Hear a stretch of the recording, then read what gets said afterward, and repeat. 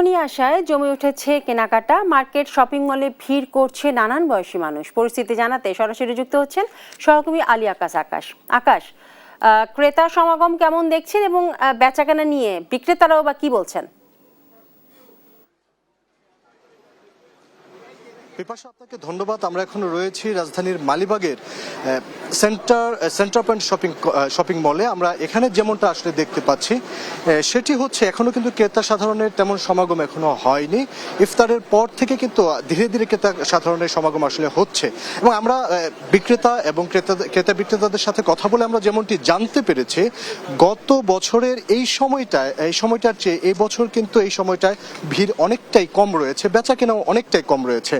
আর কেন আসলে এই বেচা কেনাটা কম, তারা আসলে মিশ্র প্রতিক্রিয়া জানিয়েছেন ক্রেতা এবং বিক্রেতারা। আমরা যেমনটি জানতে পেরেছি, এবার কিন্তু আসলে প্রতি বছরের ন্যায় বিদেশি যে পণ্যগুলো আসলে বিক্রি হয় সেগুলোর চাহিদাও কিন্তু এবার অনেকটাই কম। দেশি পণ্যই মানুষ এখন বেশি কিনছে এবং সেই অনুযায়ী বিদেশি পণ্য কিন্তু তারা তাদের দোকানে রেখেছে। যেমন ইন্ডিয়ান কিছু পণ্য রেখেছে, পাকিস্তানি পণ্য তারা রেখেছে, পার্সিয়ান পণ্য বেচা কেনা হচ্ছে, তবে সেটা গত বছরের তুলনায় অনেকটাই কম।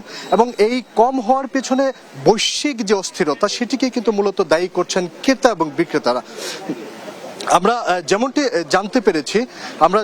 জানতে পেরেছি এবছর কিন্তু গত বছরে যেরকম বেচাকেনি হয়েছিল, এবছর কিন্তু এখনো পর্যন্ত যেহেতু ঈদের আর মাত্র 9-10 দিনের মতো বাকি আছে, এই সময়টাতে কিন্তু উপচে পড়া ভিড় থাকার কথা শপিং মলগুলোতে, কিন্তু সেরকম ক্রেতার উপস্থিতি কিন্তু এখনো পর্যন্ত আমরা লক্ষ্য করতে পারছি না।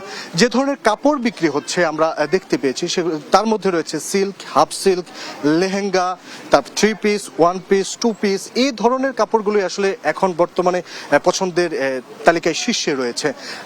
বিক্রেতারা যেমনটা বলছেন, যদি আরো কিছুদিন যদি অতিবাহিত হয় তখন হয়তো বেচাকেনা আরেকটু বাড়তে পারে, তবে তারাও কিন্তু বৈশ্বিক যে অস্থিরতা চলছে সেটার জন্য তারাও কিন্তু আসলে কনফিউজড, আসলে কতটা বাড়তে পারে ঈদের আগ মুহূর্তে বেচাকেনা।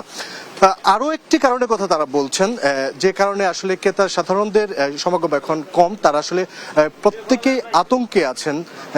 বৈশ্বিক যে পরিস্থিতি, যুদ্ধ পরিস্থিতি চলমান রয়েছে, আসলে সে পরিস্থিতির মধ্যে আসলে কতটা তারা স্বাচ্ছন্দ্যে এখন পণ্য কিনতে পারবেন কম দামে, সেটা নিয়েও তাদের মধ্যে এক ধরনের কনফিউশন রয়েছে। কারণ যেহেতু তেলের দাম বৃদ্ধি পাচ্ছে, যার প্রভাবে কিন্তু আসলে বিদেশ থেকে যে কাপড়গুলো দেশে আসে বা ইম্পোর্ট এক্সপোর্ট করা হয় সেই কাপড়গুলোর দাম কিন্তু আগের চেয়ে বৃদ্ধি পেয়েছে, আমরা যতটা জানতে পেরেছি। বিক্রেতারা বলছেন বেচাকেনি অনেকটাই কমে গেছে, তবে ক্রেতারা বলছেন আগের বছরের চেয়ে এবছর পণ্যের দাম অনেকটাই বেড়েছে, আমরা যেমনটা জানতে পেরেছি।